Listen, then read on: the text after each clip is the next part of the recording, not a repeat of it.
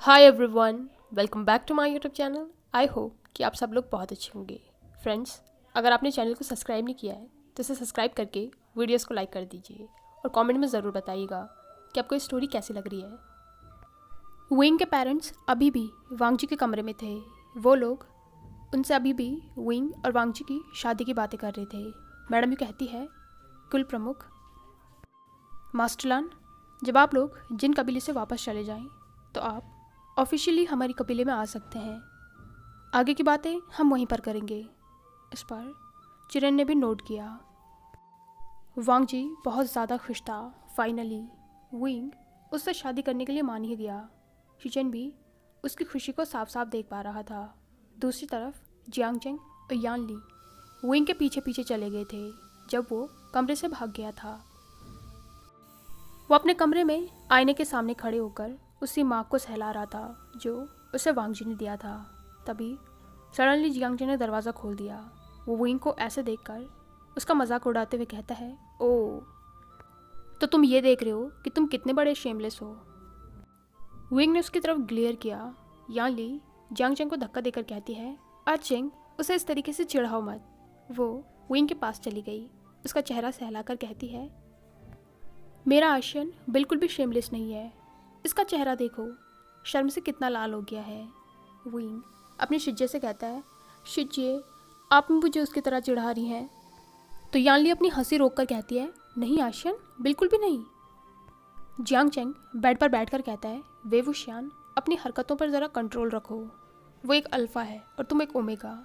खुद को कंट्रोल करना सीखो। एटलीस्ट तब तक तो कर लो जब तक कि तुम लोगों की शादी नहीं हो जाती। विंग उसके पास जाकर कहता है, क्या कहा तुमने? माँ और बाबा ने क्या कहा? इस पर जियांगचेंग उसकी तरफ देखकर कहता है, क्या कहना था? उन्होंने तुम्हारी शादी लान वांगजी से फिक्स कर दी है। विंग को चुप देखकर यानली उसके पास आई। उसके कंधे पर हाथ रखकर कहती है, आशियन क्या तुम लान वांगजी से शादी नहीं करना चाहते हो? इस पर विंग कहता है, ऐसा नहीं है शिजिए। मैंने जितना सोचा था वो उतना भी बुरा नहीं है। और फिर माँ और बाबा भी मेरे लिए किसी सूटेबल अल्फ़ा को खोज रहे हैं और वांगजी से सूटेबल तो कोई भी नहीं हो सकता। जियांगचेंग स्मृत करके कहता है, ओ तो कल तक जिससे तुम सबसे ज़्यादा नापसंद करते थे आज वो सूटेबल हो गया। क्या ये उस किसका कमाल है जो उसने तुम्हें दी है? इस पर विंग उसकी तरफ देखकर कहता है, तुम अपना मुंह बंद रखो। तुम्हें आज हो क्या गया है? वैसे तो तुम मुझे शेमलेस बुलाते हो, लेकिन आज तुम पॉवर्टो जैसी बात कर रहे हो। इस पर जियांगचेंग हंसने लगा। विंग यानली कर कहता है, शिजिए सब कुछ ठीक होगा ना? इस पर यानली कहती है, हाँ आशियन, सब ठीक होगा। सेनापति लान बहुत अच्छे इंसान हैं और फिर वो तुम्हें इतना पसंद भी करते हैं। मैं बिल्कुल श्योर हूँ वो तुम्हें बहुत ज़्यादा प्यार करेंगे। तुम बिल्कुल भी चिंता मत करो। यानली की बात सुनकर विंग ने नोट किया। उसके बाद यानली और जियांगचेंग उसके कमरे से चले गए। विंग अपने कमरे में अकेला था। वो अभी भी वांगजी के बारे में सोच रहा था। जिस तरीके से वो उसके करीब आया था और जिस तरीके से वो उसे छू रहा था, विंग के लिए ये सब कुछ बिल्कुल नया एक्सपीरियंस था। उसका हाथ बार बार अपने गले पर जा रहा था जहाँ पर उसे अभी भी वांगजी के वेट लिप्स महसूस हो रहे थे। विंग अपने दिमाग को खाली करने की कोशिश कर रहा था। आखिर कितनी देर से वो वांगजी के बारे में सोच रहा है। सडनली उसके दिमाग में ग्यूचिन और उस यिन आयरन का ख्याल आया। वो सोचता है, आखिर उसके पास वो चीज़ें क्या थी? ग्यूचिन, उसके बारे में तो मैंने सुना है। वो उसके बाबा का था जिसे उसने कंट्रोल किया है, लेकिन वो मुझ पर हमला क्यों कर रहा था? और फिर वो दूसरी चीज़ क्या थी जो उतना ज़्यादा ग्लो कर रही थी? आज से पहले तो मैंने ऐसे किसी भी चीज़ के बारे में नहीं सुना। लगता है अभी ऐसी बहुत सी चीज़ें हैं जिनसे मैं अनजान हूँ और जिनके बारे में जानना ज़रूरी होगा। यहाँ से सीन जिन ग्वांगशान के दरबार में जाता है जहाँ पर फिर से मीटिंग बैठी हुई थी। जियांग फेंगमियान ने सबको बता दिया था कि उन्होंने अपने बेटे का रिश्ता लान वांगजी के साथ फिक्स कर दिया है। और वहीं पर जिन जूशुआन ने भी सबको ये बता दिया था कि वो यानली को पसंद करता है और उससे शादी करना चाहता है। जिन ग्वांगशन इस बात से खुश था। कम से कम किसी एक प्रेस्टीजियस सेक्ट से तो वो अपना रिश्ता जोड़ पाया। इसके बाद वहाँ पर सेक्स से रिलेटेड कुछ बातें होने लग गई थी, जिनमें वो लोग वेन रूहान के बारे में भी बातें कर रहे थे। वांग जी वहाँ पर कहता है, कुल प्रमुख, मुझे ऐसा लगता है कि हम में से कोई है जो वेन रूहान की मदद कर रहा है। वेन रूहान को हमारे सभी उठाए गए कदमों के बारे में पता चल रहा है। इसका तो सीधा सा यही मतलब है कि यहाँ से हमारी जानकारी कोई उसे भेज रहा है। सब लोग इस बात से परेशान हो गए थे। जिन ग्वांगशन कहता है, सेनापति लान, क्या आप जानते हैं वो कौन है? इस पर वांग जी कहता है, नहीं, लेकिन हम सबको मिलकर उसका पता लगाना पड़ेगा। वो हमारे लिए खतरा बन सकता है। इस तरीके से तो हमारी सारी योजनाएं खराब हो जाएंगी। सब लोगों ने वांग जी की बात पर सहमति जताई। तभी कुछ गार्ड दौड़ते दौड़ते उस सभा में आए। वो लोग बहुत ज़्यादा हाँफ रहे थे। जिन ग्वांगशन ने देखकर कहता है, तुम लोगों को क्या हुआ? इतना दौड़कर कहाँ जा रहे हो? इस पर वो गार्ड जैसे तैसे अपनी सांस को काबू में करके कहते हैं, कुल प्रमुख, बॉर्डर के आसपास कुछ हलचल देखी गई है। जो लोग वहाँ पर तैनात थे उनमें से कुछ सैनिक वापस आ गए हैं। उन्होंने बताया कि दूसरी तरफ से वेन रूहान की सेना आ रही है, लेकिन वो सेना कोई नॉर्मल सेना नहीं है, बल्कि ऐसा लग रहा है जैसे मुर्दे चल रहे हों। सब लोग उनकी बातें सुनकर हैरान हो गए थे। जिन ग्वांगशन कहता है, मुर्दे चल रहे हैं? तुम लोगों का दिमाग खराब हो गया है, ध्यान से तो देखा तुम लोगों ने ना? इस पर वांग जी उठकर कहता है, कुल प्रमुख, ये बहस करने का समय नहीं है। सैनिक जो कह रहे हैं वो सच है। मुझे इस बात का ही डर था कि वो कुछ ऐसा ही करेंगे। शिचन वांग जी को देखकर कहता है, वांग जी, तो फिर अब तुम क्या करोगे? वांग जी अपने भाई को देखकर कहता है, ब्रदर, ये उसकी कोई अपनी सेना नहीं है, ये उसने मुर्दों की सेना बनाई है। जैसा मैंने आपसे पिछली बार कहा था, इन्हें रोकना बहुत मुश्किल होगा। वेन रूहान ज़रूर कुछ बड़ा सोच रहा है, इसलिए उसने हमें डिस्ट्रैक्ट करने के लिए ये मुर्दों की सेना भेजी है। मैं कुछ लोगों को अपने साथ ले जाकर देखता हूँ। आप लोग अंदर से भी अपना ख्याल रखिएगा। यहाँ पर सभी सेक्ट मौजूद हैं। हो सकता है कि उसने इसीलिए उन सेनाओं को भेजा हो। शिचन ने नोट किया। वांग जी ने अपनी तलवार उठाई और वो अपनी सेना को इकट्ठा करने चला गया। वुइंग उसे जाता देखकर उसके पीछे दौड़ा। वांग जी ने अपने लोगों को एक लिए तैयार कर लिया था। वो जाने ही वाले थे कि तभी वुइंग पीछे से चिल्लाकर उसका नाम लेते हुए आ रहा था। वो कहता है, लानजान। उसके हाथ में उसकी तलवार थी। वांग जी उसे देखकर रुक गया। वुइंग उसके पास आया। वो कहता है, मैं भी तुम्हारे साथ जा रहा हूँ। इस पर वांग जी कहता है, वुइंग, तुम मेरे साथ नहीं जा सकते हो। इस पर वुइंग कहता है, नहीं, मुझे जाना है। यान ली उसके पास आकर कहती है, आशियन, ये क्या बकवास कर रहे हो? तुम नहीं जाओगे। तुमने सुना ना, वो मुर्दों की सेना है। आज से पहले तुमने कभी भी इस तरीके के लोगों से डील नहीं की है, इसलिए तुम नहीं जाओगे। विंग यानली से अपना हाथ छुड़ाकर कहता है, शिचिए, मैं भी एक कल्टीवेटर हूँ और मैं भी उन लोगों के साथ लड़ सकता हूँ। ये इतनी बड़ी बात नहीं होगी। जियांग चेंग गुस्से में उसे देखकर कहता है, वे वो शियान, तुम्हारा दिमाग खराब हो गया है। तुम हर समय उल्टी बातें क्यों करते हो? लेकिन वुइंग ने उसकी बातों का जवाब नहीं दिया। उसकी नज़र वांग जी के चेहरे पर थी। वांग जी जानता है कि वुइंग हर चीज़ करने के लिए कैपेबल है, और वैसे भी वो तो है ही उसके साथ, इसलिए उसने कह दिया, ठीक है, तुम चल सकते हो। जियांग चेंग वांग जी को देखकर कहता है, लान वांग जी, तुम पागल हो गए हो, वो कहीं भी नहीं जा रहा है। इस पर वांग जी कहता है, राजकुमार जियांग, शांत हो जाइए, ये लड़ने का समय नहीं है। वुइंग यानली को देखकर कहता है, शिजिए, मैं जा रहा हूँ, मैं बिल्कुल ठीक रहूँगा, सही सलामत वापस आ जाऊँगा। आप माँ और बाबा को संभाल लेना प्लीज़। और इसके बाद वो भी बाकी सेनाओं के साथ चला गया। यानली को उसके लिए बहुत ज़्यादा डर लग रहा था। उसे विंग की एबिलिटी पर कोई भी शक नहीं है, लेकिन इस तरीके की चीज़ें विंग ने पहले कभी भी नहीं की है। आज से पहले वो कभी भी अपने सेक्ट से बाहर नहीं गया है। जो भी उसने प्रैक्टिस करी है वो अपने सेक्ट के अंदर करी है। उसे तो पता भी नहीं होगा कि ये डेड कॉप्सेस हैं कैसी और कैसे वार करेंगी, पता नहीं। आशन उनसे लड़ भी पाएगा या फिर नहीं। फिर वो एक गहरी सांस लेकर कहती है, लान वांग जी, मेरे भाई का ख्याल रखना। वो लोग उस जगह पहुंच गए थे जहां से वो मुर्दों की सेना अंदर आ रही थी। वो बहुत बड़ी संख्या में थे। सभी सैनिक उन्हें रोकने पर लग गए थे। लेकिन ये क्या, इन्हें मारना तो बहुत मुश्किल हो रहा है। इन पर वार करने का कोई फ़ायदा नहीं हो रहा है, ये तो मर ही नहीं रहे हैं। लड़ते लड़ते उन लोगों को बहुत ज़्यादा टाइम हो गया था और उनके बहुत से सैनिक भी घायल हो गए थे। सब लोग ये देखकर बहुत ज़्यादा पैनिक हो रहे थे। जियांग चेंग कहता है, ये किस तरीके की सेना है, इन्हें जितना मारो ये ख़त्म ही नहीं हो रहे हैं। इस पर वो यिंग कहता है, जियांग शाह, तुमने सुना था ना, ये मुर्दों की सेना है, मतलब ये लोग पहले से ही मरे हुए हैं। आखिर मरे हुए को दोबारा कैसे मार सकते हैं। इस पर जियांग चेंग कहता है, तो फिर हम क्या करेंगे, इन्हें रोकेंगे कैसे। सब लोग अपनी अपनी तरफ से पूरी कोशिश कर रहे थे उन लोगों को रोकने की, लेकिन सब लोग इसमें फेल हो रहे थे। वांग जी अपनी ग्यूजिन का इस्तेमाल कर रहा था। वो कॉप्सेस सिर्फ ग्यूजिन के वार से ख़त्म हो रही थी।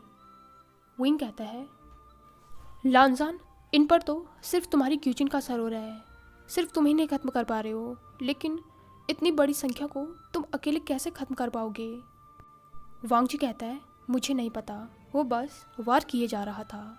जितने उसके ग्यूजिन के कांटेक्ट में आ रहे थे वो सब मारे जा रहे थे, लेकिन संख्या इतनी ज़्यादा थी कि वांग जी के बस का उन्हें अकेले कंट्रोल करना नहीं था।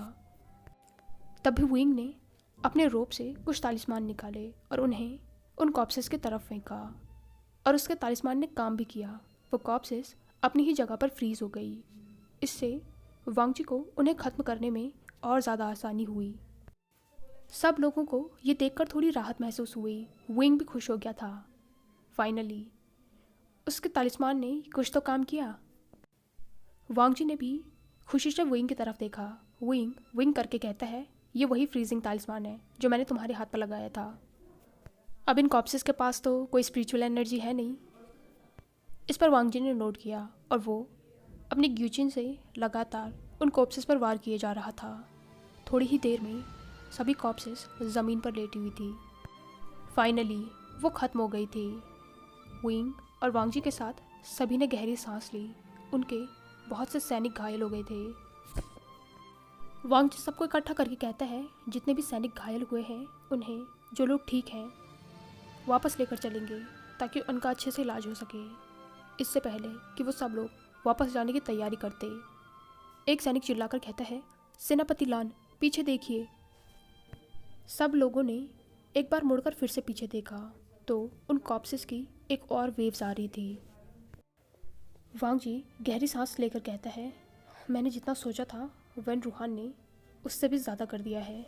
आखिर ये चाहता क्या है। वांग जी अपने सैनिकों को देखकर कहता है, मैंने तुमसे जो कहा है वो करो। वैसे भी तुम लोग इनको ख़त्म नहीं कर सकते हो। हमारे सैनिकों को अभी इलाज की ज़रूरत है। ये असली युद्ध नहीं है। युद्ध तो अब होने वाला हो, इसलिए तुम लोग इन्हें लेकर जाओ। बहुत से सैनिकों को वांग जी ने वापस भेज दिया था। जियांग चेंग जिन जूशुआन के साथ कुछ अल्फ़ा उन लोगों के साथ वहीं पर रुके। वांग जी ने वुइंग को देखा। वो कहता है, वुइंग, क्या तुम एक बार फिर से इन्हें फ्रीज कर सकते हो। इस पर वुइंग ने नोट करके अपने रोप्स में तालिस्मान को ढूंढा, लेकिन अनफॉर्चुनेटली उसके पास सिर्फ एक ही तालिस्मान था। वो वांग जी की तरफ देखकर कहता है, मेरे पास तो ये सिर्फ एक ही है। अब उनके पास कोई ऑप्शन नहीं है, इसलिए वांग जी ने फिर से उन्हें रोकने की कोशिश की। विंग ने अपने उस तालिस्मान को उन पर फिर से चलाया, जिससे कुछ तो फ्रीज हो गए थे, लेकिन नंबर्स में वो इतने ज़्यादा थे कि बाकी उनकी तरफ बढ़ने लगे। वांग जी उन्हें ख़त्म कर रहा था और बाकी लोग सिर्फ उन्हें रोके रखने की कोशिश कर रहे थे। विंग भी यही कर रहा था। तभी जियांग चेंग उसे देखकर चिल्लाकर कहता है, वे वुशियान, खुद को बचाओ। उसने देखा कि विंग के चारों तरफ बहुत सी कॉप्सेस आ गई हैं, लेकिन ये क्या, वो कॉप्सेस विंग पर हमला नहीं कर रही है, बल्कि उसे वहीं छोड़कर आगे बढ़ रही है। जियांग चेंग की आवाज़ सुनकर वो तो डर गया था, लेकिन फिर उसने भी ये नोटिस किया। विंग बीच में खड़ा था और वो कॉप्सेस उसके आसपास थी, लेकिन एक ने भी उस पर हमला नहीं किया। ये देखकर वो लोग तो हैरान ही हो गए थे, लेकिन वो कॉप्सेस बाकी लोगों पर हमला कर रही थी।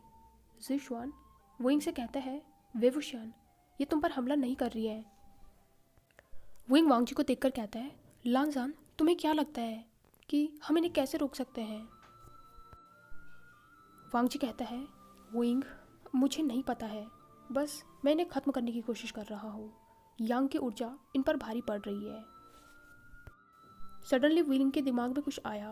वो उन कॉप्सेस को ध्यान से देखने लगा। इन कॉप्सेस के गले और चेहरे पर पूरे काले निशान पड़े हुए हैं और आंखें भी बिल्कुल काली हैं, जैसे ये किसी के वश में हों। और वैसे भी ये किसी के वश में ही है, वरना ये तो डेड हैं, कैसे किसी पर हमला कर सकती हैं। इसका मतलब किसी ने रिसेंटफुल एनर्जी का इस्तेमाल किया है। कुछ देर सोचने के बाद विंग ने इधर उधर देखा। एक बांस के पेड़ से उसने अपनी तलवार से एक टुकड़ा काटा। उसने उसे एक बांसुरी बना दिया था।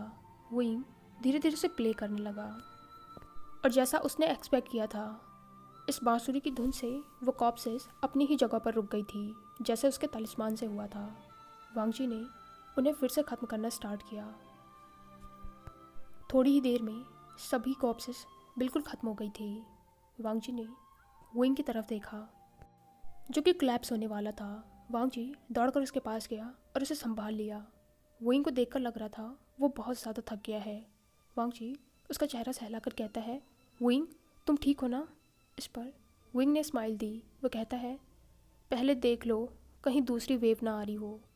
वांग जी ने इधर उधर नज़र घुमाई। वहाँ पर बिल्कुल शांति हो गई थी। जियांग चेंग भी भागकर उसके पास आया। वो कहता है, सब कुछ ठीक है, मुझे नहीं लगता है कि दोबारा कोई वेव आएगी। फिर वो विंग को उठाकर कहता है, तुम ठीक हो? सब कुछ थमने के बाद वो लोग विंग को लेकर वापस आए। मैडम यू उसे देखकर बहुत ज़्यादा गुस्से में थी। आखिर वो कैसे ऐसे बिना बताए चला गया। मैडम यू ने तो सोच रखा था कि वो वापस आएगा तो अच्छे से उसकी खबर लेंगी, लेकिन विंग की हालत देखकर वो कुछ बोल नहीं पाई। वो वांग जी और जियांग चेंग को देखकर कहती है, इसे क्या हुआ है? तुम लोग इसका ख्याल भी नहीं रख पाए। इस पर वांग जी कहता है, महारानी, विंग बिल्कुल ठीक है, वो बस थोड़ा थक गया है। वो लोग उसे लेकर विंग के कमरे में गए। विंग आराम कर रहा था। जो कुछ भी हुआ था उसके बारे में जियांग चेंग ने सबको बता दिया। फिर वो उसे देखकर कहता है, मुझे पता नहीं था कि तुम्हें म्यूज़िक भी आता है। इस पर विंग ने उसकी तरफ स्माइल की। वो कहता है, ये तो मुझे भी नहीं पता था। फिर वो विंग के बगल पर बैठकर कहता है, लेकिन तुम्हें कैसे पता चला कि वो कॉप्सेस रिसेंटफुल एनर्जी के इन्फ्लुएंस में थी?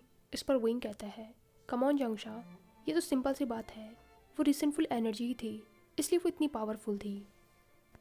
और जिस तरीके के उनके सिम्टम्स थे वो मैंने लाइब्रेरी की एक बुक में पढ़े थे, तभी तो मुझे आइडिया आया कि शायद म्यूज़िक से वो शांत हो सकते हैं। और देखो, मेरा आइडिया काम भी किया, इसलिए मैं तुमसे कहता हूँ कभी कभी खुद से भी पढ़ लिया करो। जियांग चेंग ने उसकी बात सुनकर आई रोल किया, लेकिन मैडम यू बहुत ज़्यादा चिंता में लग रही थी। लेन चिरेन और शिचेन को भी कुछ ठीक नहीं लग रहा था। आखिर जिस तरीके से जियांग चेंग ने बताया है कि उन कॉप्सेस ने सिर्फ विंग पर हमला नहीं किया, ऐसा कैसे हो सकता है?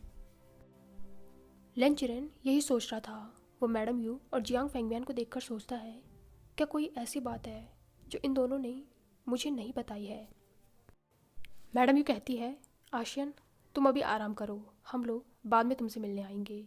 विंग ने इस पर नोट किया और सब लोग उसके कमरे से चले गए। सिर्फ वांग जी उसके कमरे में था। वो विंग को अकेले छोड़कर नहीं जाना चाहता था। मैडम यू ने भी उसे वहाँ पर रहने की परमिशन दे दी। सबके जाने के बाद वांग जी मेडिटेशन करने बैठ गया। विंग उससे कहता है, लानसान, तुम भी जाकर आराम कर लो। मैं बिल्कुल ठीक हूँ, लेकिन वांग जी कहता है, विंग, तुम आराम करो। वो उठकर उसके पास आ गया और उसे स्पिरिचुअल एनर्जी देने लगा। विंग कहता है, ये क्या कर रहे हो? तो वांग जी कहता है, तुम्हें देखकर ही लग रहा है कि उस प्रोसेस में तुम्हारी कितनी ज़्यादा स्पिरिचुअल एनर्जी खर्च हो गई है, इसलिए तुम इतना ज़्यादा थक गई हो। तुम सो जाओ, मैं कुछ नहीं कर रहा हूँ। विंग कहता है, लानजान, तुम्हें सच में ये करने की ज़रूरत नहीं है। लेकिन वांग जी ने अपने हाथों से उसकी आंखों को बंद किया और फिर उसके माथे पर किस किया। विंग को उसके सॉफ्ट लिप्स अपने माथे पर महसूस हुए तो उसने भी आंखें बंद कर ली और वांग जी उसे स्पिरिचुअल एनर्जी देता रहा। हाय एवरीवन, आई होप कि आपको ये पार्ट पसंद आया हो। अगर आपको ये वीडियो पसंद आई हो तो इसे लाइक, कमेंट, शेयर और चैनल को पक्का से सब्सक्राइब कीजिए। Thank you.